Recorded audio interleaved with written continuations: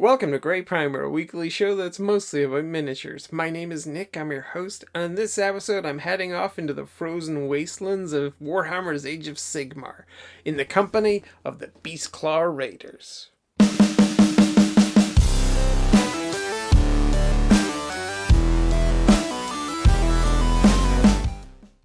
So I've unboxed a lot of Start Collecting sets, both in Age of Sigmar and in Warhammer 40,000, and they generally have a lot of miniatures in there. This one's got 5, or 10 if you count the riders on top of these massive wintry beasties. It'd be interesting to see if these still feel like good value miniatures once they're all built, and if the building experience is a fun one, because certainly there doesn't seem to be a lot in here. Maybe these things are going to be huge, but I guess there's only one way to find out. I'll be right back. On the side here you can see that it's got the 4 Mournfang Riders, and you get that 1 Frostlord and Stonehorn.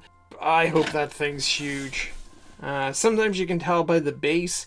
I mean, this one, you rotate it around, it's almost the height of this thing, but I don't know what base this is, so I guess I gotta open it up and have a look. Okay, so it looks like a full color manual, and it is indeed.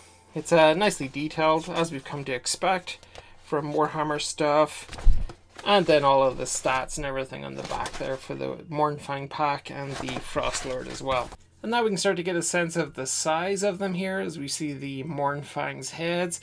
They've got great expressions actually on their faces. I think they all have tusks coming out of there as well. Hopefully that won't obscure the face too much. And then you've got the big Ogor bodies there. Speaking of bodies, it looks like the Mournfang bodies. Some more of them. I think that's actually is that a duplicate part of that sprue? Yeah, it looks like that part of the sprue is duplicated. A few more of the riders there.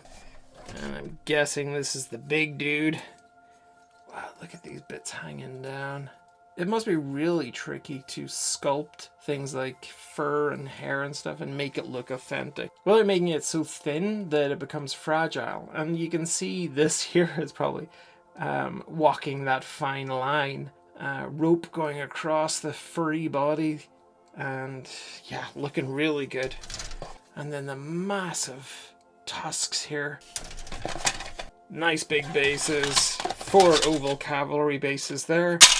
And then nothing but cardboard. That means I've got to go get it built, and I'll be right back.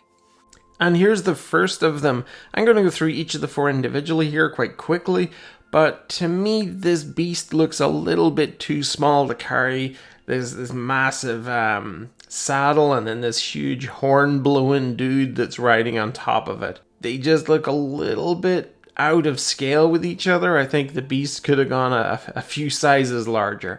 Onto the second one here, this one has the standard.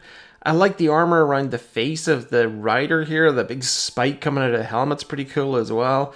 And you can see around the back of this one, all the tiny little hooks and stuff that are coming off the rear of the saddle, the horns and stuff that are coming out of it, and there's a whole bunch of things you can hang off of this to make it your own.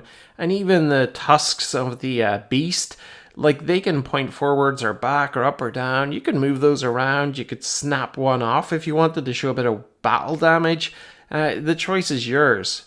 And then we're into the last of the Mournfang Pack, and as you can see, there's really not a huge amount of difference between the beasts they're riding on. Like position of the head slightly, the way the tusks are, but that's on you. The way the legs are, they're a little bit interchangeable and bland. But the riders are full of character. Some of their weapons are pretty cool. I think the weapon this guy has here is called a prey hacker. And yeah, I like this one. You can see I put a few more accessories on his back here just to show off some of the options. So that was a pretty good one there, I think. But the absolute jewel in the crown of this set is this thing. It's Frostlord riding on Stonehorn.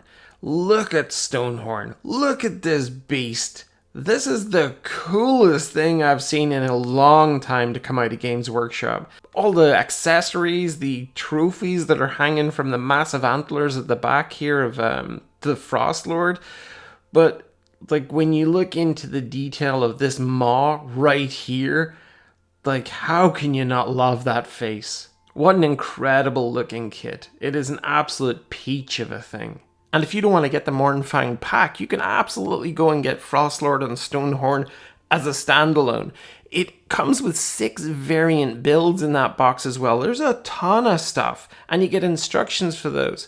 And that's what lets the Start Collecting set down, because you get so much extra stuff, all of this in fact, and you don't know what to do with it. I'm sure there are PDFs knocking around of the variant build instructions, but they don't come in this Start Collecting. So you're kind of just looking at the stuff and not really knowing what to do with it or what it's called.